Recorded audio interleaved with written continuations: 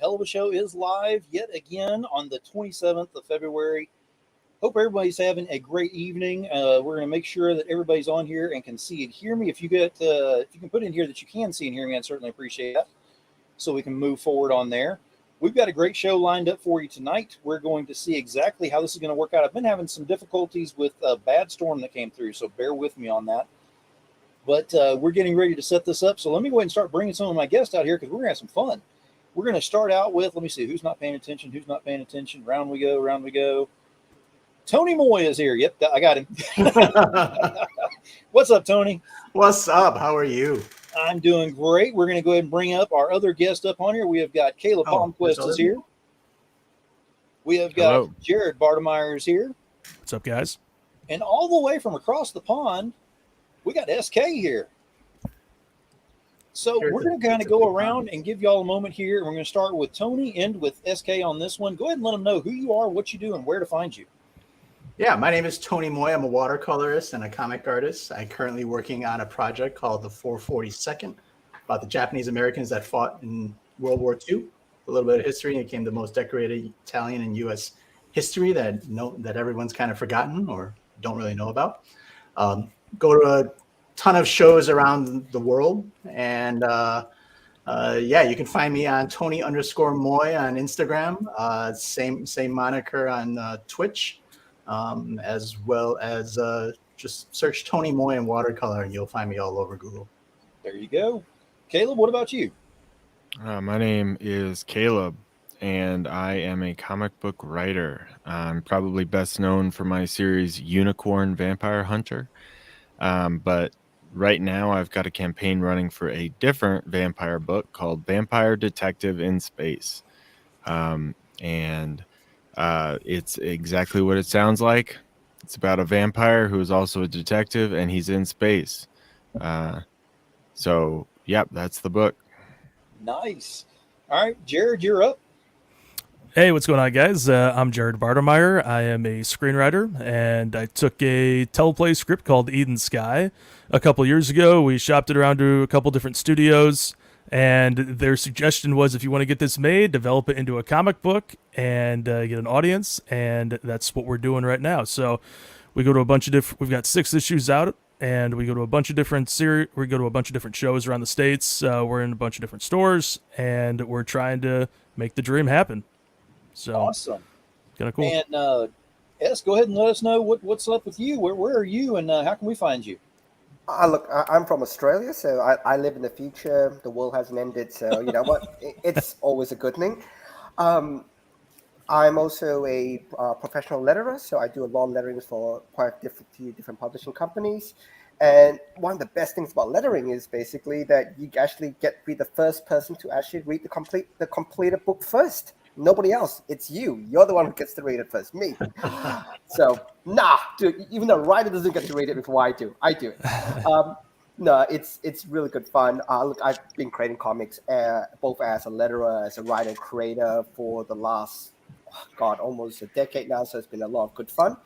And yeah, thanks for having me. Really appreciate it. Hey, absolutely. I'm excited about this show. We've got a larger panel than some of the nights we do have on here. So I like having that because we have different perspectives on different questions that are going on here. We're going to kind of start off by showing some of the artwork as we kind of talk and go through some questions, because we got to show some pretty up here too. It can't be just, this ugly mug up here of mine. It's actually got to show something else up here that you want to see. We're going to start off with something by SK up here because he's got his project, which is Transhuman, which is on there, and we'll be discussing about this one here shortly. My question that I want to start off with for y'all on this one is whenever you're coming up with the ideas, for your IPs, for your books, and for things that you're working on, is there a certain way that you go about getting into the zone, getting in the feel for it? Is there certain music you listen to? Do you read certain books or TV shows, anything like that? I'll start with S on this one. Give me an answer, and then we'll kind of ask some of the others. Okay. So with transhuman, it's very sci-fi. So the whole basic behind transhumanism is basically augmenting humans to become bigger, better, and all the rest of it. So you're talking about cybernetics. The key thing on transhumans actually one of the things I used to love, and I still do, is science news feeds. So whenever there's a new scientific discovery, basically, it pops up as an alert, and I get to read it. And I love to hear all this new stuff. Example, I think they discovered artificial chlorophyll, so they can actually make oxygen now without plants. So all these amazing things. But particularly with transhuman, the cool thing is, I'll throw it to the panel first. How many senses do you think humans have? Senses? Senses. Oh, tons. Depends on how you define senses. Well, we have 5, right? You can actually break it down into a lot more in terms of like pressure senses and a whole bunch of other things. Tony, don't do that. Don't do that, Tony. No. That's really cool because we have actually about 30 different something senses. Yeah. I'll throw a couple, and as soon as I say, we have a sense of balance. So inside your ear, there's a little bit of liquid, so that when you step on something that's not level, your brain knows it's not level. That's a different sense. You can step into a room and tell whether the room is hot or cold. So you haven't touched anything, so it's not the sense of touch. You can also have a sense of that time is passing. That's also a different sense that you can actually think what you can kind of guess. Something's 5 minutes, 10 minutes. That's also a sense. So basically, I think they counted up to about 33, but there's probably a lot more that we're not aware of. And so transhuman actually came up when I read one of the scientific journals just about that. And it was really about the human eye at the time, that we have basically 3 senses to detect color. And the way you detect color is basically these particular rods, they trigger, and you can see different colors that come through. But the one thing that's really interesting about how that sense works is that your color red, depending on how your brain is wired, is very different to how I see the color red. And so your red is very different to my red. If we swap brains, you'll be going, what the hell are they looking at? The colors are all wrong, because your brain decodes it in different ways for different people. And the other thing would be, and this is where transhuman all came from, what if I shoved in another sensor for your brain? So you have 4 color rods. How does your world change if that? So it's all basically, if I add something that humanity doesn't have, what becomes? And then, of course, there's the political turmoil about, you need to keep humanity pure. You can't keep augmenting them. There's always that conflict. But it's also that conflict of, hey, just because we can do something, should we do it? Yeah. And so... Yeah, what if you can have the eyeballs of a mantis shrimp, right? Oh, 16 color rods, 16. This is not technicolor, But I mean, just going through the artwork on here as you're talking about that, I mean, showing that off as well, you pay a lot of attention to the detail on here to bring that sense out, that you're actually going through, and the visual sense on there. And I got to throw out there with one of the last things I'm going to show in the stuff on here is the actual sense of giggity on here, because you actually have that on there as well. So there is a not safe for work version in here. So what I did was there is 3 variant covers, and basically in those variant covers there's 8 additional pages. It's not in the main version, so in the main version it doesn't have this. But it's always, you always have the discussion in your head. Usually with blood, nudity, or gore. How much should I include, or what should I include? Knowing full well, inclusion of any or whatever combination of the 3 will exclude a particular audience from you. So I totally understand that. But sometimes the story needs it, and sometimes you go, you know what? So in this case, I try to cheat. I have to admit, I've really cheated in this. The story needed that element to it, because it's basically she's trying to figure out in the story, like, she thinks she's lost her humanity, and that's where that scene actually helps to try to reestablish humanity, connecting with somebody else. So there is a reason for it, but the main version doesn't have it. The variants do. So I cheated. So if that's not of interest to you, that's absolutely cool. You get the main version, and you still get the full story, and the variants will include that deeper story. So yeah, it's a hard thing. I have to admit, it's something I wrestled a lot, because you're thinking anytime you blood, gore, nudity, you exclude an audience, and it's always a tough decision in that way.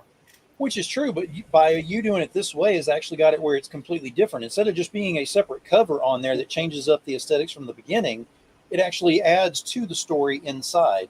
So if you do want to go that direction, it's an additional, was it 8 pages you said, correct? 8 pages all up. Yeah. So, I mean, that's extra, story that you've got in there that's NSFW, yes, but if you're into that, that's more story and the cover on there. That's actually a really good deal for those that are into that. I mean, that sounds like a really cool thing to do. That's a whole different market that you can reach out to that way. Yep.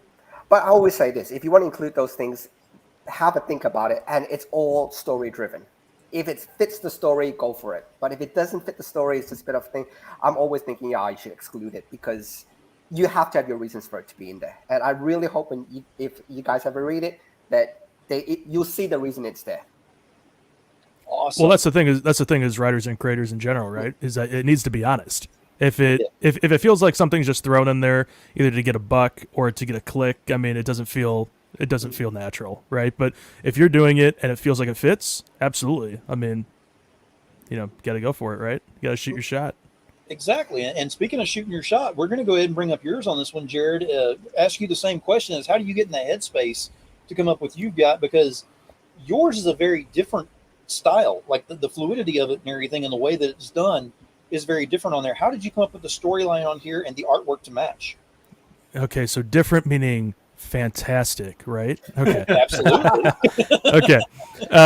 Yeah, so like we can go with that. Yeah. So just in general, like before I even talk about any really the art style, it's like mine is very. I was just not seeing enough entertainment, whether that's TV, film, miniseries, any of that kind of stuff. I just was not seeing enough that I wanted to watch. And so I like big epic shit, if we're being honest. And I love history. Military history was one of my focuses in college. And I wanted to like juxtapose a way that I could bring, different political times, different historical contexts, and my love for fantasy. And like, this is when I started writing this, it was right when Game of Thrones first came out, like on TV. It was like, I think it was episode 3 of season 1. It was brand new. It felt like no one really knew about it except for like, that crowd, I feel like season 4 is really when it became a big mega show. And so this was way before then. And so I wanted to like figure out how I could do something like this. Lord of the Rings was just incredible. So I wanted to do something along those lines. And so honestly, when I'm getting in the headspace for something like this, I need to listen to epic scores, and whether it depends on like what I'm in the mood for that day, right? So when I started this, I had like a couple climactic moments in my mind. I did not have a story down. I had a couple moments, and I kind of like in my mind went backwards, and through that, like I started filling in the pieces, and depending on if I'm writing a relationship scene, right? Something romantic or, character building or action sequence wise. Like I go from things like Interstellar, if I'm trying to build a relationship, obviously Interstellar is highly based on the relationship of, a father and his daughter across time and space. And so I wanted to like figure out a way that I could do things like that. I almost like, as weird as this sounds, I almost like put it in relation to how I played football, right? So like I really needed to get in a mindset of like ultimate focus, because I know a lot of guys that just listen to rap music, right? And just went out there and blasted. And I wanted to have like a very clear mind when I went out there, because I wanted to be able to see what was in front of me. And in high school, I used to listen to the Last Samurai soundtrack to like get in like a clear headspace, as weird as that sounds. And so like, yeah, it's great. I mean, Hans Zimmer is just an incredible talent. Yeah. And so it's like a lot of Hans's stuff, whether it's, Thin Red Line or whether it's, which, by the way, if you haven't seen him in concert, unbelievable. And so I listen to a lot of like epic scores that like really calm my mind and like neutralize the outside noise. And I really like music is honestly the way that I get in the zone. My degrees and like my focus for the last 20 plus years of schooling have really, and like interests, for the most part, schooling doesn't teach you everything. You have to be interested in what you're doing. Have really like harnessed my knowledge. And then to get in that clear headspace, I listen to scores that can just let me cancel out, things on the outside. And then just focus on the basics, and the basics are what SK was talking about earlier. It's the senses, it's how our body moves, it's how we move through space. We're all probably gonna go to the same end destination. It's how we get there. And if you can develop these great stories that are gonna last generations, I mean, that's my goal, honestly. And if you can do it in a fun, different setting, nothing is. It's all about like creating this thing that is unique but familiar. And because originally, like we're all trying to create something that's so unique and epic and all our own. And once you realize that like most things have been done before, it's like putting your own twist on things. There are only so many words, right? So how do you manipulate those words into something that is new, but yet the audience can relate to on some sort of level? And everyone's going to relate to things differently, but maybe that was long-winded, but that's kind of my approach to kind of getting into space. And it's great because I talk to more and more people, and as soon as they mention that they're working on an epic, piece that they're working on for their project, 9 times out of 10, it's always the same thing. It's they want to deal with that musical score, that really builds them up off of that. And it does make sense because you can correlate that directly with some of the, movies or TV shows or whatever you've watched in the past. It just really inspires you to really push to your best, efforts to go ahead and produce what you do on that. Right. I remember hearing Steven Spielberg and John Williams talk about, specifically when they work together. And half the time, John Williams comes up with a score for a scene before the scene's even been written. And I mean, they were talking about specifically like Schindler's List. Mm-hmm. There are several scenes in there that are like, when you see, spoiler alert, I guess, if you haven't seen it, but there's a scene where, there's a little girl. Schindler's List is all grayscaled, when it's filmed. And there's a scene where there's a little girl in a red jacket and she stands out and you follow this little girl. And that whole entire sequence was done by John Williams' score before it was even filmed. And it's one of the most memorable things from that project. And, it's just incredible how these creative endeavors that we're going on are group efforts. Even if it's really like one writer, a lot of times there are different avenues that get you to that goal, and music is critical because, where they're listening, it's like you either have audio or you have visual, so they're equally as important. Yeah. And this statement right here is exactly what we were just talking about here. Whenever Gage said, I have to use music to drown out the world and focus as well. It helps keep from being distracted by the rest of the world when you are in yours. That makes sense because you want to be in your own world whenever you're creating these things so that you're not distracted by that and pull in something that you don't mean to accidentally, and it gets kind of interwoven in there. You want to have something that's totally, like you said before, unique whenever you go ahead and produce that. Right. So now, speaking of unique, we're going to go to the next one that I'm going to go ahead and bring up on this one. And I think I've recognized this guy somewhere before. He looks familiar. That's a very old photo of me. This is what happens whenever you give me the power to just use any pictures you want to. I'm like, I got you. Right. No, but I wanted to bring this up because this actually has the Unicorn Vampire Hunter, because you brought that up, because that's one of your well-known titles that you got there. And then you're building off of that as well. So we wanted to start off with this and then lead into, Vampire Detective in Space, because, again, that's one of those that you can't ask what it's about just by hearing the title. It's like you hear the title and you're like, okay, you know what? I think I got an idea where this is going. And I love that it's that way because it's so to the point, but there's more to it than that. So my question to you is, what's the inspiration in coming up with not only Vampire Detective in Space, but also Unicorn Vampire Hunter? Oh, man. I mean, there's like an honest answer, and there's like an answer that makes me sound like I'm like a really deep and introspective writer. Let's go with deep and introspective. I like that one. Yeah. All right. Unicorn Vampire Hunter is a story about the love of found families, and how relationships can be strained and then repaired. And Vampire Detective in Space is about building idols of people and the damage that can do to your relationships with one another. But also, there are silly comics about vampires. So, That seems to be a theme. yeah. It does. Yeah, so Vampire Detective in Space is about a guy who thinks he's the last vampire in the galaxy.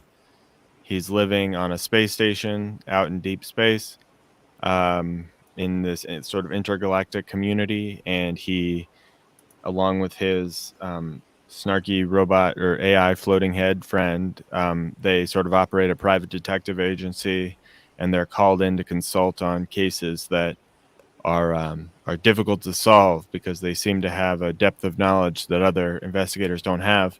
But then he gets called to investigate the scene of a murder where the victim was clearly killed by a vampire, which sends him into a sort of spiral of uh, wondering what's going on and having to come face to face with his past.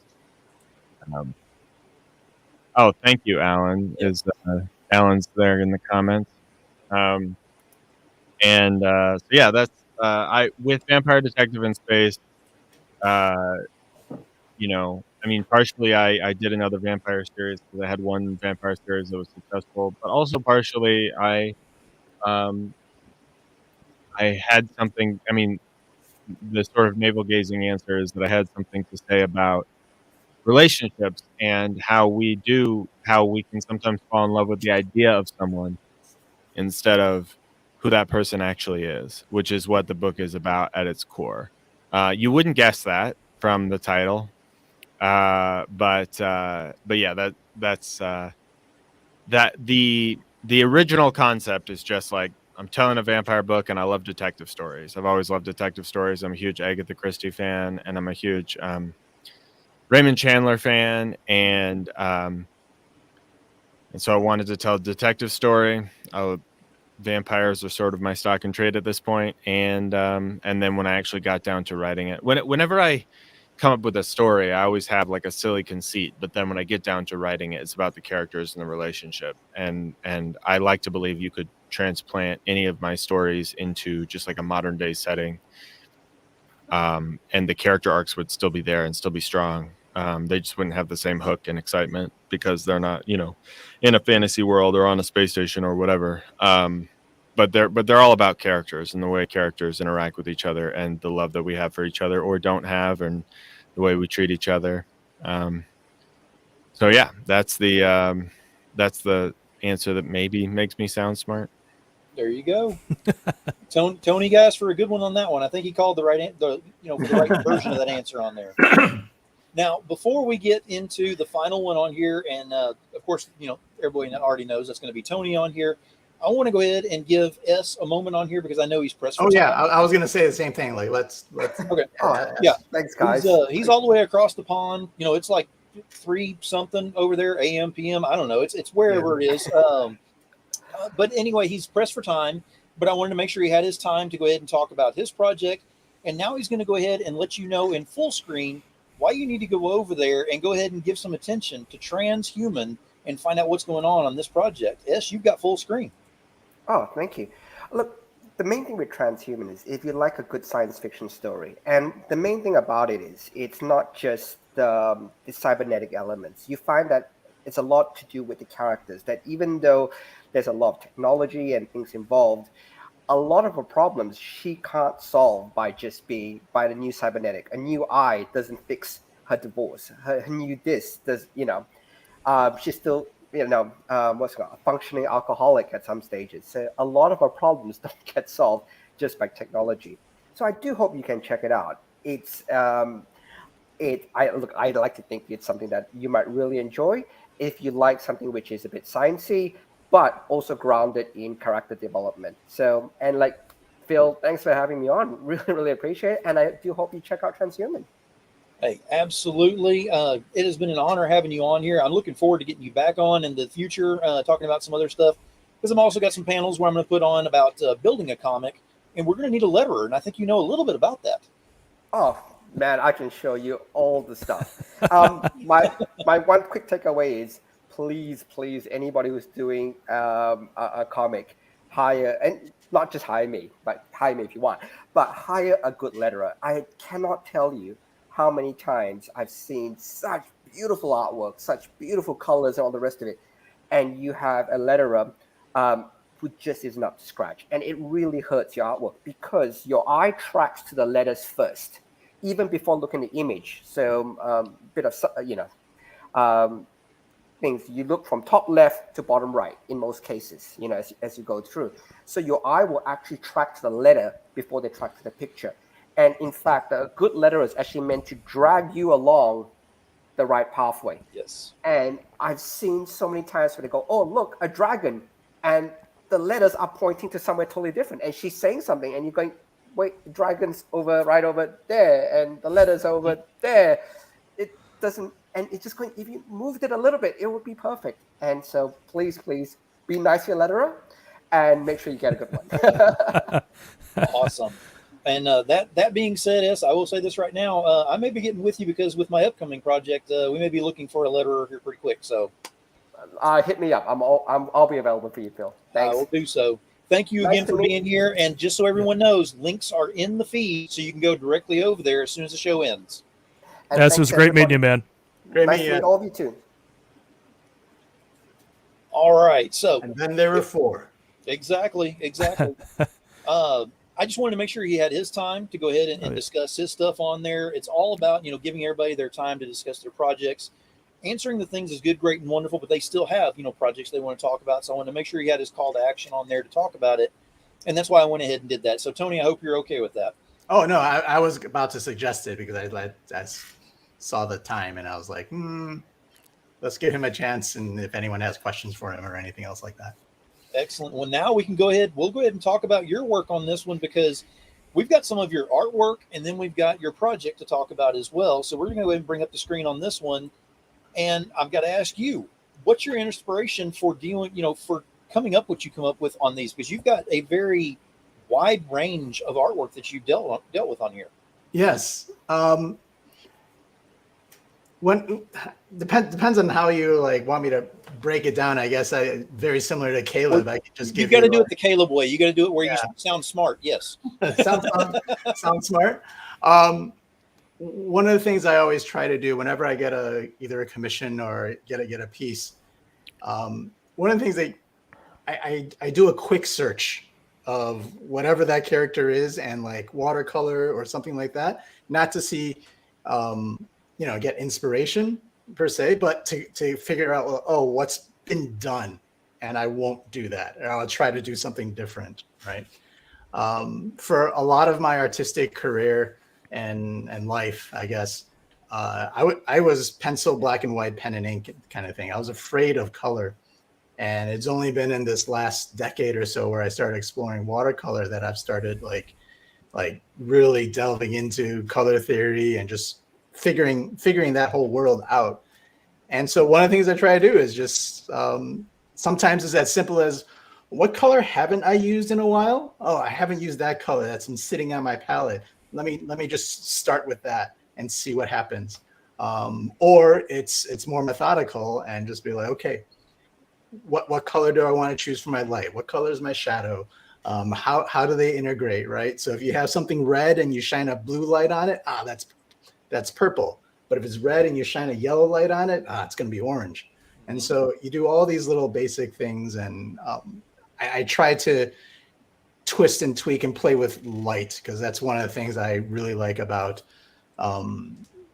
traditional art, or some of the watercolors that I really like, is because they don't just choose a lighter color for something. Like, we have Daredevil and we have a dark red and a light red and red. And I'll go, okay, well, no, let's really push the boundaries, or let's figure it out. Or in this case, let's go really monochromatic and just poke with a few different colors on the other side of the spectrum at it. So yeah, that's sort of my approach. The simple way to do it is just painting is all about just putting the right color in the right spot, and you just kind of figure that out. But I mean, as it stands with this particular piece right here, all we got to say is this is the way, because I mean that Yeah. fits you right there. Thank you. And perfect timing because the new season starts up in a couple of It days. is. So there you go. And that should right there, that should get your attention to your followers and your fans and say, hey, you need more of this in your life. This is the way right here. Yeah, thank you.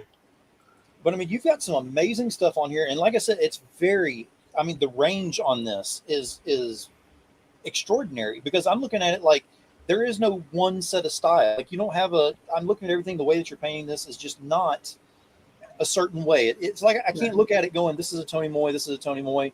You have to actually read and figure out because you've got so much range on there. Do you find it difficult at times whenever you're doing these to not intermix things? I mean, well, I think this is just a result of having, being an ADD fan, right? You're just like, oh, I like that. I like anime. I like the comics. I spent a little bit of time, like during my foray into watercolor, into learning from the traditional artists. I ended up going back into history, like what makes some of the traditional classic watercolorists like Turner and Sargent, that their stuff is so timeless. And I spent some time studying them, doing kind of copying their work and looking at their brushstrokes and things like that. So my inspiration or my range, I guess, as you put it just kind of comes from the things that I find interesting and the inspirations that come to me sometimes. Like I love the fantasy stuff, so I love getting into the fine details, but I also love the very emotional and energetic brushstrokes that someone like David Mack might use, and then Bill Sienkiewicz might capture. But then there's some that are, Alex Ross that uses like gouache and again a water-based kind of media, and he just goes into full detail on things. So I love both things, and so sometimes I try to just have to make a decision in the beginning. Am I going to go full detail? Am I going to go kind of light and whimsical? Do I have something to say? So. Or do you want to use both? Or do I want to use both, right? And be like, okay, let me just focus on one or two. This area, I'm just going to be really focused on, and this area, I'm going to be very loose and abstract almost. Abstract. Because that brings up, like, going into your IP on 442nd.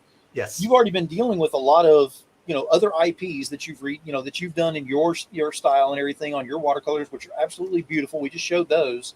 Yeah. So switching gears and coming up with your own IP, how, what was the process in your mind of looking at this going, I have to make this look a certain way like this, so it looks not like someone else's, not at all. It has to have my style, everything mine over here, so you can look at this and know this is a Tony Moy comic on this. What was your mindset there? Interesting enough, my mindset was almost opposite of that, right? And it was more of part of doing the IP was a opportunity to actually experiment more and to let the story and the scenes sort of drive whatever technique, and sometimes deadline, what are the techniques that I'm using and the end result. I am going to probably do a few scenes that are just gonna be pure black and white, pen and ink, in the heat of battle, when things are very chopped up and maybe a little even Frank Millerish, kind of a thing. What was it when Jim Lee did Death Blow? Was that it? Death Blow? Yes. That kind of stark black and white ink. And then there's going to be some areas where it's going to be, this is going to be a flashback. It's going to be reminiscing. And so, okay, that's going to have a slightly different feel. So some of it is, what's the story? What's the best style or what's the best approach to reinforce the message that the story is actually going to need, rather than look at, okay, I'm going to do this. How do I make this mine? How do I make it more subservient to the story, to that extent? And then a little bit of it is sometimes I have to just stop myself, right? Because I can, like with the rain falling on this guy's helmet or the details in the Mandalorian. Sometimes I sit there and I'm like, why am I using this really, really tiny brush? It's done. That people get the idea. There's rain. It's wet. It's miserable. No one's going to pay attention to this little bolt on his armor. And that is one thing that you're bringing up there that I hear from almost every single artist that I get on here, is that the attention to detail is almost above and beyond, because you're looking at it like I'm missing something, and whereas we're looking at it going, it's the best thing we've ever seen, and everyone is their own worst critic. I understand that. Artists especially are right at the top of that list, because you look at something, you're like, oh, the water droplet could have been, a hair different on this, and I'm looking at it going, where is it different? Why is it different on here? It looks perfect the way that it is. Don't change it. And you see things in a different perspective on that, and that's cool. It's kind of like a double-edged sword. It's nice that you see it and are able to pay a little more attention to it. But on the other side of that sword is, it's almost like you never stop. You have to just throw the pencil down or throw the brush down and say, that's it, I'm done. I'm walking away. You do. Sometimes I'm streaming on Twitch and I'll be like, okay, this piece is done. Okay, just 2 more minutes. Just 2 more. 10 minutes later. Oh, just 2 more minutes. Hour later, just 2 more minutes. But see, Tony, that's why deadlines are good, because it almost becomes clinical at a certain point, because even Steven Spielberg, has been on record saying that there are things that in hindsight he wants to change about Saving Private Ryan. And you watch it and you're like, this film's brilliant. It's a masterpiece, right? And then you look and see like, what could you possibly change? Yeah. So all in the eye of the beholder, but as always, the creator is, or the artist, whoever it is, and we are our own worst nightmare, right? Yeah, exactly. Yeah, I'm sure, like with the scripts or with the writing the stories, like, oh, I wish I could put this one more scene in, or I wish I could rewrite this or make this dialogue a little bit more, or it's not hitting exactly the way you want, Yeah, and that brings up a question: is I'm going to ask Caleb this one on here is, whenever you're dealing with something, you're coming up with a script and everything, and you're trying to get that wow factor in there. What is one thing that really kind of stands in your mind to kind of get to that point? Is it something that you build off of from the very beginning? Do you just kind of flash it in towards the center? What kind of way do you go about doing that? Well, how do I go about putting a wow factor into the book? Correct. That's a good question. We ask the good ones every once in a while here. Normally what I do is I write in the script, I say, this is an emotional and charged moment, and please make it look good. And then the artist is really talented and he does all the hard work. See, this is the honest answer that we were looking for before.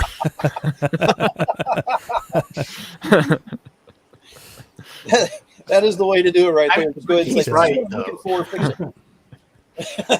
See, yeah. I mean, it's either that, right, or you have like an insanely big list of blocking sections that can kind of be cumbersome to go through, right? Yeah. I mean, no, go ahead, Tony. No, I was just saying, or you just go through and you write every single possible permutation, and you realize all of them are horrible, and then you do one more, and you're like, you know what, we're just going to go with that. Right. We'll do it live, right? Yeah. Exactly. Now that one sucks the least, so I guess that'll be it. Right. I wanted to ask, because with yours, Tony, yours is a little bit different than the other two that are down here, because yours is actually based on true story. Yes. Now I'm assuming that at least there may be more historical than fiction, but a little historical fiction. There may be vampires in space. I don't know. I'm not saying. We're not judging. Dragons are real, Phil. Okay. There we go. We busted the myth on that one. We know dragons are real, so I was incorrect on that one. But how much detail are you putting? Like, how much effort in the detail are you putting in there for based on the true story, premise of this? Because that's a lot different. Because most comics are out there to go ahead and take you to a whole different reality.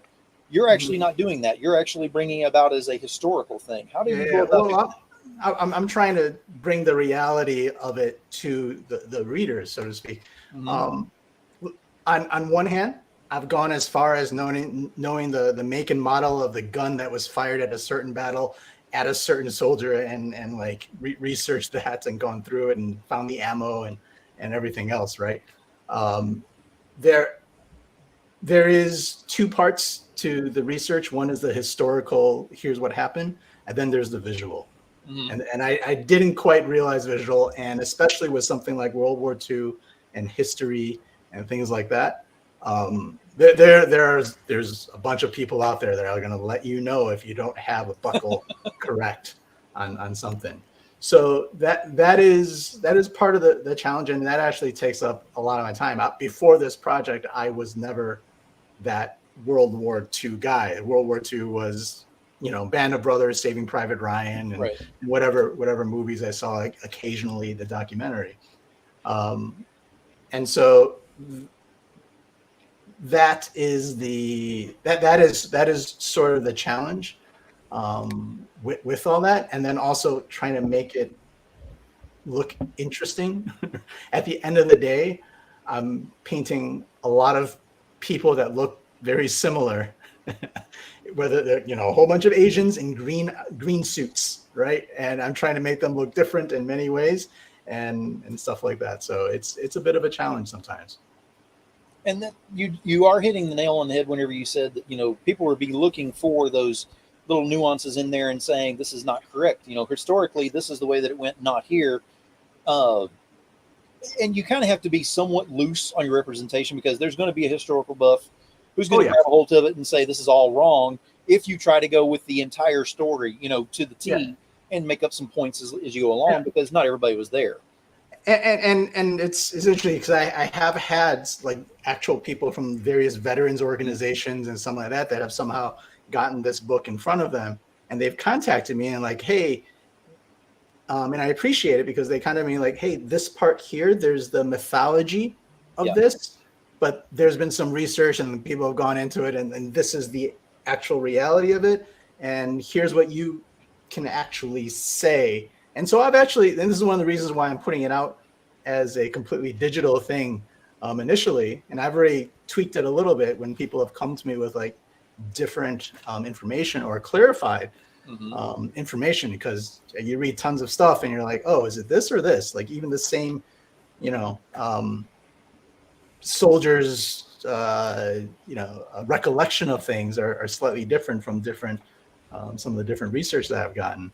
And so when someone else with a little bit more credentials from a national veterans organization comes to me and go like, oh, hey, this is something you might know. I take it honestly that they're not trying to be, trolls or stuff like that. Right. And if it makes sense, I put it in there, or if not, I explain it and be like, well, here's why I'm doing this.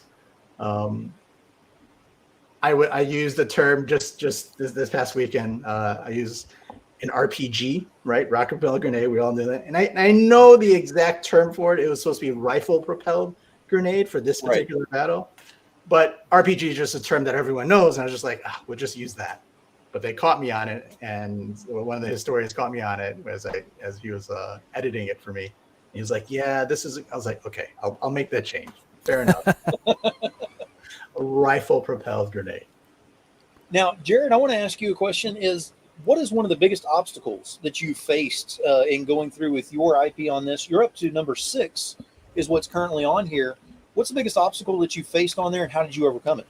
Finance. No, I'm kidding. So like I said, this is one of those things where I actually had zero intention of doing comic books. I did not come from comics. I did not read comics growing up, besides like Batman, or like, the freebies you get at, the grocery store, whatever it would be, or watching like, the animated cartoon shows. I mean, who the hell doesn't love that shit? Pardon my language, but, it's one of those things where like, I really did not have this like core connection to comic books. And so like my connection was, I love great stories. I love great film and TV, and like I wanted to do that. So when I wrote this as a teleplay series, like I thought that we were going to go straight to working with studios. I'm this nobody out of college, right? Even though I went to a good school, it's one of those things where like I honestly thought that my career path was going to be much different. So my biggest thing has been we pitched it with HBO, that we pitched it with a big boy right out of the gates. I had a college connection that worked there. We got in and talked to a creative director. Things went really well. Like I honestly thought we were going to like work with them and we were going to be the next Game of Thrones after Game of Thrones was done. and the road has been longer than that. Partly because when you're looking at big, fantastic IPs, there are not that many Right. that are not big, successful book series or printed in some capacity before they do that. I mean, seriously, like Pacific Rim might be like one of the only big IPs that was not a book series that I know of. Right. And if it was, then I'm uninformed or misinformed. But like, I don't think it was before it became, the hit that it was, or at least the first film. Let's say that. And so like when we adapted it into a comic book, like it was their suggestion, it was the studio's suggestion to do that. And because when they budgeted our pilot episode, it was almost $65 million, which is the entire season of Game of Thrones season 4, literally like a 1-to-1. And it's because we had incredible, like, here's the thing. I love great stories, but I love great visuals.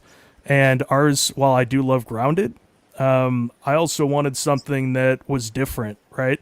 I wanted to do what Lord of the Rings had done, and then like up it in terms of visuals, as like, not, that maybe that's some hubris showing, but like I wanted to do like my own take on some of that kind of thing, and it's kind of become this situation where to get to where we want to go, we had to develop it. We had to. The comic books almost play as storyboards now, and so it's almost like, if there are any executives watching this at some point, or even right now, like I'm apologizing for what I'm about to say, but you all know it's true. You're very visual folks, and you need to show pretty pictures. You need to show that this is already a thing, and not just words on a page, because all black and white or all black words look the same on white pages. They all look the same. And to get people to look past coverage and actually read the script is an incredibly difficult feat. And I don't care. There are incredible I mean, Dallas Buyers Club was one of the things. It took 20, 30 years, to get made because, it just sat. It looks the same as everything else. So it's like, how do you stand out? So the comic books add this incredible avenue that the self-publishing thing has like really changed the game. Beforehand, if you didn't, if you weren't working for Marvel or Image already, or DC, it's like you had no chance. And then you've seen things like Boom pop up, and Boom's been incredibly successful. You've seen things like Source Point Press pop up. Yep. So I was like, you know what? All right, I kind of have the means to do this, so we're going to start our own production company. And so the biggest thing, which is Aeonian Dawn, is my production company. And we have our core title of Eden Sky, which is this big epic fantasy. We have a prequel series for that as well coming out next year. But we also have other more grounded series that like we could actually afford to shoot through crowdfunding, right? We have actors that are friends now, like going to conventions. I mean, C2E2, like the first one we went to, the first C2E2 I went to back in 2018, I actually met an incredible actor. His name is CJ Richmond. He's one of my good friends now. And he's on Empire. He's on Chicago PD. He's been on like several big Chicago area television series. And like people don't realize that like actors or like executives or like people that are in this entertainment industry, like they like this kind of stuff too. And so they'll go there as fans. And like I met him and he's like, dude, he's like, this is super cool. Let me know if there's any way I can help. So we actually shot a live action trailer with CJ. Like I flew one of my connections over at Red Bull in Santa Monica. I brought him out to film it, and then CJ Richmond, the actor, like we developed this script, that we could actually shoot, right? And we had like some animatronic dragons. We had like this really cool setup done. It was awesome. And we've used that to kind of like sell this when we go into pitch meetings now, being like, hey guys, this is what we can do on literally a $0 budget. Imagine what we could do with your help. And here's the thing, is that they treat $1 like they treat 100 million. They don't want to invest in bad investments. And so you have to be willing to put your own money first. That's why I didn't even do crowdfunding until issue 5. And we didn't really need to do crowdfunding, but I thought it was like kind of a cool aspect where I was like, hey, it's a way to make fans. That's the biggest thing that we've run into, is like, how do you make fans? Like everybody knows what Spider-Man is. Everybody knows what Batman is. And not to take away from artists that are doing fan art. Like I love Tony, I love your art. It's like, but when it comes down to it, I'm sure you're having to sell your when it comes to like your World War II pick, that is the one that you have to actually sell, right? Like people, when they look at The Mandalorian, they know what it is. So if they like it and they like your art style, boom, immediate sale, let's go. But when it comes to like an original IP or something based on historical context, how do you get people excited about something that's new and exciting and they should put their money behind? And you have to put your money into it. That's why I wanted to show people that I was like, okay, we did the first 4 issues. I didn't ask for shit from anybody. I financed this whole thing by myself, and anyone that's done independent comics or even studios that do comic books know how tough that how is. effing expensive that is to do. And so it's like, I'm willing to put my money, my effort into it. I'm willing to bankroll this thing and like get artists on board that are not cheap, that believe in the project. Like, you know, we have people like Aaron Bartling and John Jang, you know, do covers for it and work on the projects. You know, we have Nate Arturs, who's an Attack on Titan artist, like do art for us. And so it's like, we're getting people on to do that. And through them, it helps get the fan base up. But the toughest part is at conventions when your time per sale is more, right? So it's like we do well at conventions. I love going to shows, but they are fucking exhausting because you have to talk to everyone about what this project is. It might look amazing, but they can look at the next booth and say, "Oh, Spider-Man is awesome. I already know what that is. I love that image. It's $50. That's my whole day's spending," right? Whereas they come to my booth and it might be similar price points on certain items, and it might look visually even better, right? You know, depending on what you think of, you know, any of the art. But it's like, you have to get them to invest in whatever this new original character is, because what people will end up doing is they will buy the books, right? They'll buy the books first. They won't buy the art first because they don't know if they want to invest in putting these characters up on their walls. Right. They don't know if like they're that invested into it, but like they like you as a person, they like you as a creator, they want to see some cool new shit, and so they'll invest in the books. But what fans don't understand sometimes, or aren't aware of, is that you actually make the margin on the art. Okay, so the toughest thing is, yes, getting the books in people's hands, but then also getting them to buy into whatever your ecosystem is. Buying into the project, buying into the vision. They don't want just the book. They want the t-shirt. They want the 50 prints that go with it. They want that canvas for the man cave or the basement or the game room. And then you want them to be able to share this with their entire audience and get their 500, 600, whatever fans on Facebook to see this, so that you don't have to bury yourself in Instagram ads or Facebook ads. You know, it's all this like very suave kind of dance that you have to play. And I'm not great at it. You know, I think that I can talk about my project ad nauseum. I love talking to people about it. I love going to shows. Getting fans is the hardest part of a new IP. And that's why you don't see independents, a lot of them, make it past book 1 or 2. Because people will be so excited about their first issue coming out. And then they'll go to a convention, they'll spend thousands of dollars. So much work that goes into it. People don't realize that, like, okay, there's so more work that goes in that first issue than the second issue. Issue, you already got it planned out. You might have spent legitimately 6 months writing it if you're like coming up with a new idea. And people, you know, most comic books are 20 to 24 pages, like maybe 28, you know, if you're going like a little bit longer. And that's just like a traditional single issue cut, right? And then you might spend 6 months writing it, like fleshing it out. You might spend 2 weeks if you're Stephen King. Okay, let's be real. But like a lot of times, like it takes longer. You have to finance this. A lot of times you're working another job on top of this because comics don't pay shit, at least initially when you're starting out. And then, you know, you're getting the art done, all this stuff. Then you're spending, you know, like Tony and I, or you know, like we were talking about before the show, C2E2 is a pretty big show, right? Yes. It just happens to be a local show that I can go to without having to spend the thousands of dollars in transportation, hotel, and like, you know, room costs, all that kind of stuff. Mm-hmm. And so going there, even if you're a no-name, like you can go there and not make $1 legitimately because people will walk to the people that they know. So you have to make your stuff look visually attracting, and you have to be a great salesman. I don't care how good your project is. Your project can suck, but if you're an amazing salesperson, you're going to make sales. Yes. And that's the biggest thing is like marketing and sales in this industry is everything. And while we want story to be like king, because story is king, you know, as a writer, you know, I feel like I'm kind of an expert in my own area on that. It's like you have to be able to get people excited about it. Yeah. And that sales and marketing is such a tough double-edged sword for creatives because Most of us are not good at it. We're not. I mean, Yeah. they tell when you first start off in this, they tell you to go in the corner and practice your craft. So you go in the corner, you spend your Friday nights alone, Saturday nights alone, your weekends are focused on this, right? Right. Your life is consumed with perfecting your craft in the corner.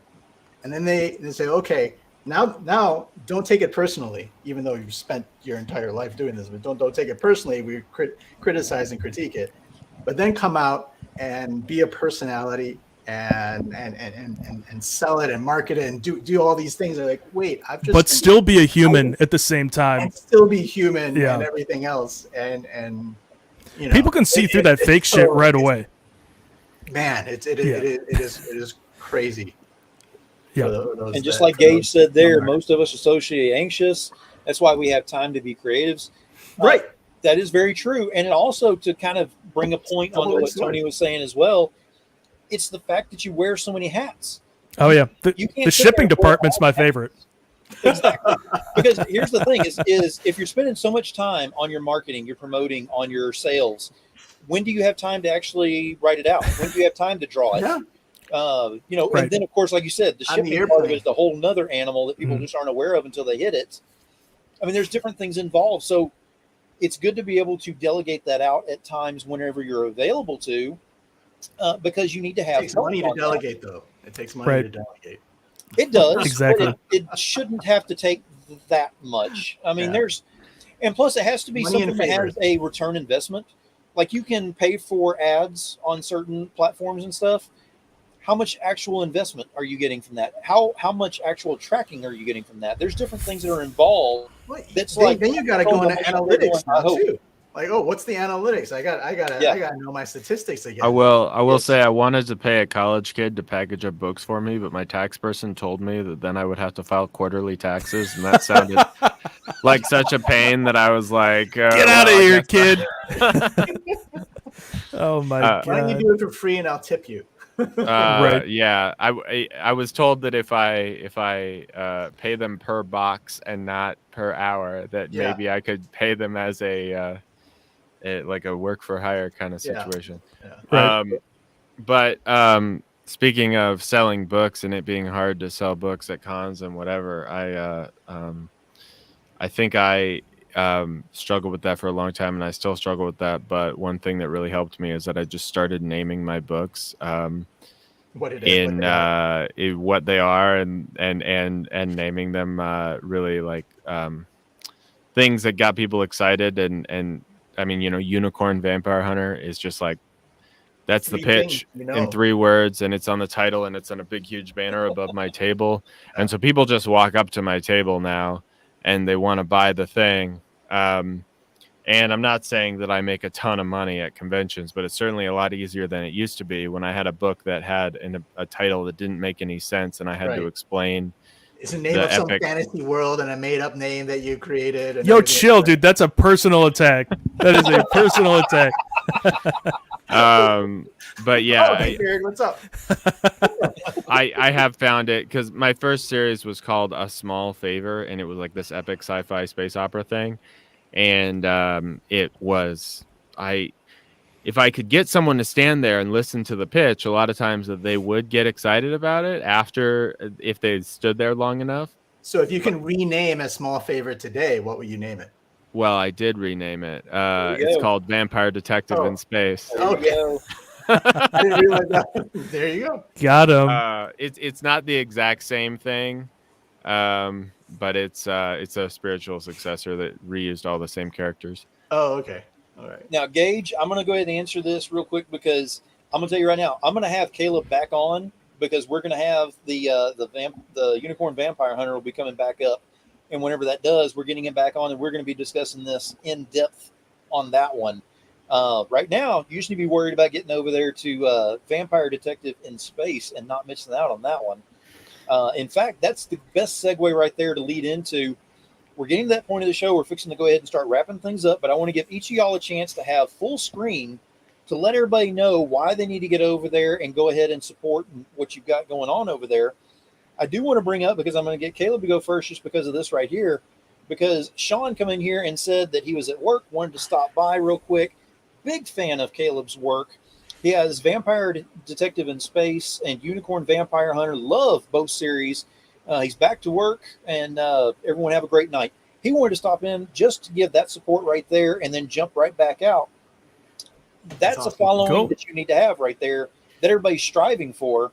So Mhm. we're going to go ahead and start off with Caleb on this one and give him full screen, and y'all are going to find out why you need to get over there and support Vampire Detective in Space. Well, I think that it's a good comic book and that you might like to read it, hopefully. I will also say that this is the final issue of the series, or at least this story arc.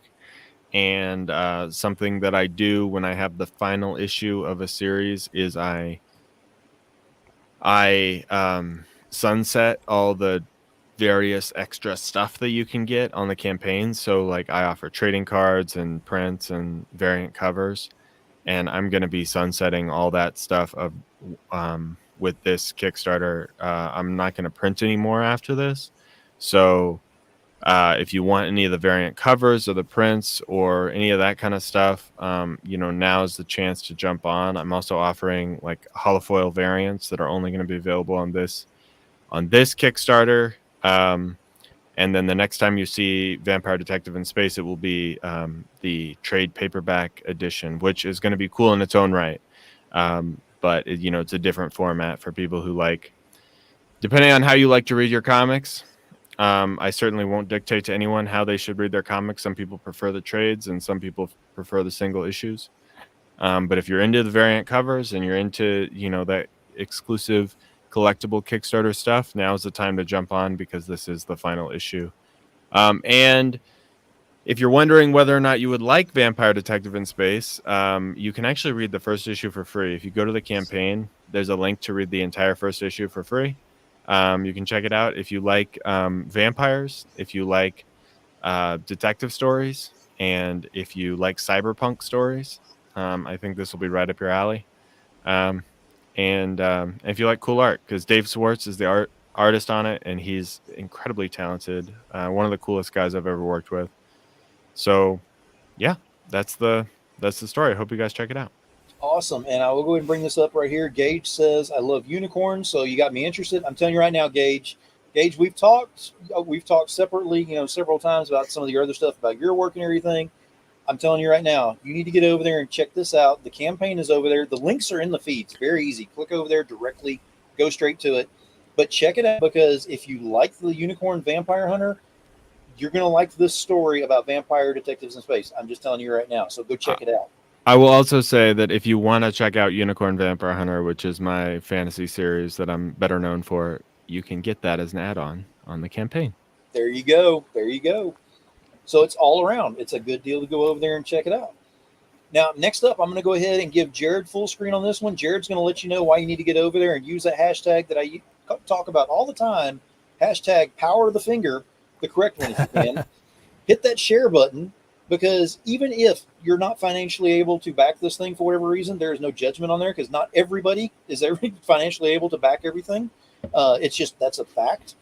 But everybody, well, I mean, unless you have a disability, we're not going there, but everybody has the power of the finger, can go ahead and hit those share buttons out there and at least get this thing shared out.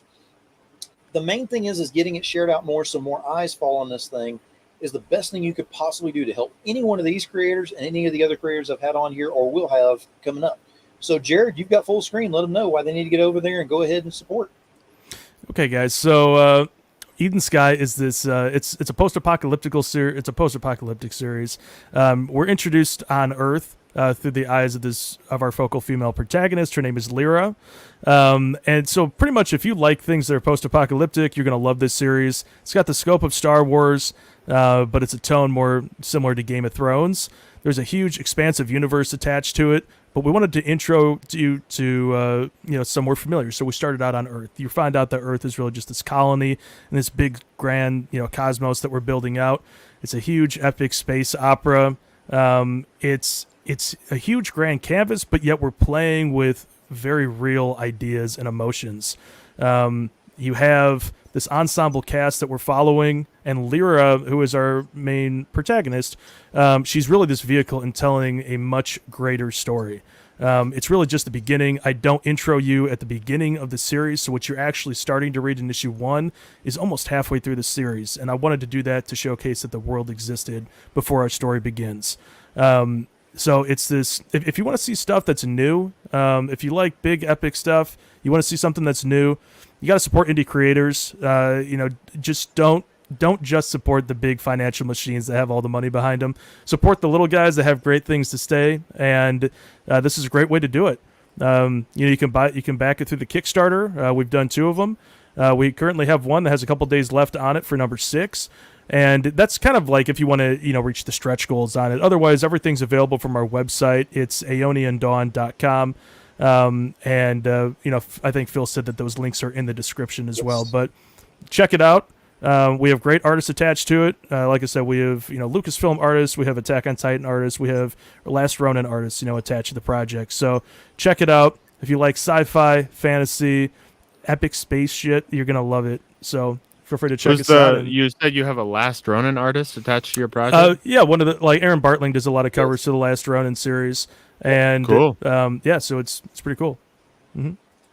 And Gage got on here and said that likes and loves are great and everything, but nothing helps indie creators like shares. That is absolutely true. That's it. It not only does it pop the algorithms, it's also a matter of kind of giving them that motivation. It's a little extra motivation going, wow, if they're going to take that, that little bit of time to go ahead and share this out and get some more eyes on there, they really believe in what I'm doing. That right there might be a little more motivation for them to push on to the next project and so on and so forth. You never know how much a little bit will help the creatives out there unless you try. And especially with shares, it costs absolutely nothing except a smidgen of your time. Go ahead and hit those shares out there, and you never know what it'll do. Now, we're going to go on to Tony on this one. And Tony, before we get you on here, the other hashtag that I have on the show is the Voice of the Indies. And that one was actually given to me by another creative on here by the name of Larry Higgins that does Niobe comics on there. He called me the Voice of the Indies. I declined on that one because the Voice of the Indies is not one person. It is a conglomerate voice, is the way I look at it. So the Voice of the Indies is something that we can all raise by going ahead and working together. I actually have a challenge that I'll be giving as soon as we're at the end of the show, which will be right after Tony. So hang out to hear that one, and it'll go right into the Voice of the Indies. We're going to let Tony let you know how you're going to go over there and get a historical comic called 442nd. Yeah, so the 442nd is a historical comic about the Japanese Americans that fought in World War II. It's a unit that I never even knew about until about 2 years ago when I first stumbled across this piece of information. If you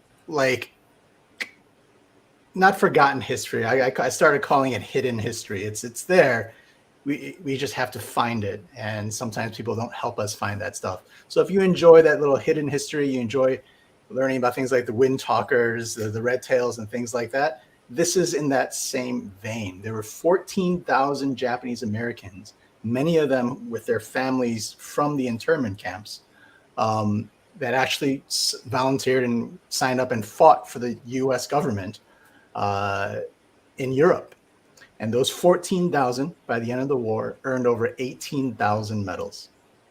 There is no other unit since in that period of time that has more medals, that is more decorated than this group of men. And when I stumbled across that fact, right, if you asked me to visualize who the most decorated group of soldiers were in U.S. history, I would not imagine and picture that they would have a similar face to mine. And so with that, you don't earn 18,000 medals within 2 years by being put on the sidelines. You're given some of the most dangerous, taxing suicide missions, if you will. And you have to come back successful from that. So there are just so many stories with this.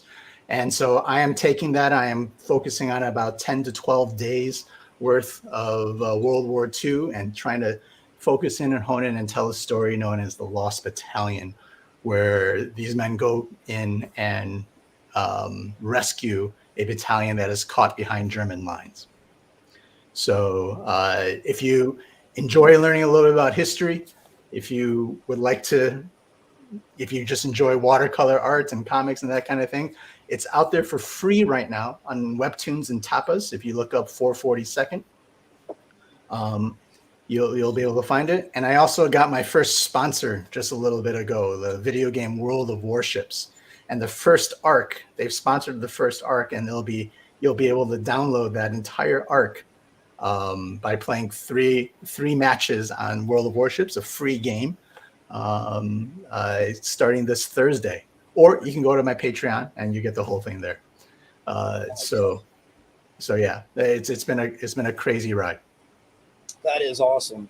And again, just to remind everybody, these links are all embedded in all of the feeds. So they're on Facebook, they're on YouTube, and they're on Twitter for my Twitter people out there as well. So y'all can go ahead and go over there and go directly to these projects. The last thing that I want to bring up on here is the challenge, because I want to thank everyone for being on here as my guest tonight. And I want to challenge the audience out here. For those of you that are watching live and will be watching later on, it's the same challenge I give on every show, but it is very important. What are you doing to help increase the voice of the indies together as a unity, as everyone together, a conglomerate? That's not saying anybody's pointing fingers saying you're not doing a part, you're not doing a part. But whenever you stop and look at it, you're like, I could do a share. I could go ahead and do this over here. It's something very simple as that. We're not telling you that you got to go ahead and do a second and third mortgage on the house to go ahead and back every project that's on here. That's not what we're saying. And they understand that too. Trust me, the creatives are not sitting up here going, we're going to judge everybody who doesn't do a mortgage. No, we're not doing that. But all you got to do is use the power of that finger, raise the voice of the indies together, and there's no telling how far these ceilings can go with all the creators I've got on here tonight, with all the creatives I've had on here before, and all of them that we got coming up in the very near future. So that being said, I want to thank y'all again for being my guest on here tonight on Hell of a Show. We've had a hell of a time, and we're looking forward to the next one. So until next time, keep it indie, y'all. Take care, guys. Thanks, Phil. Here.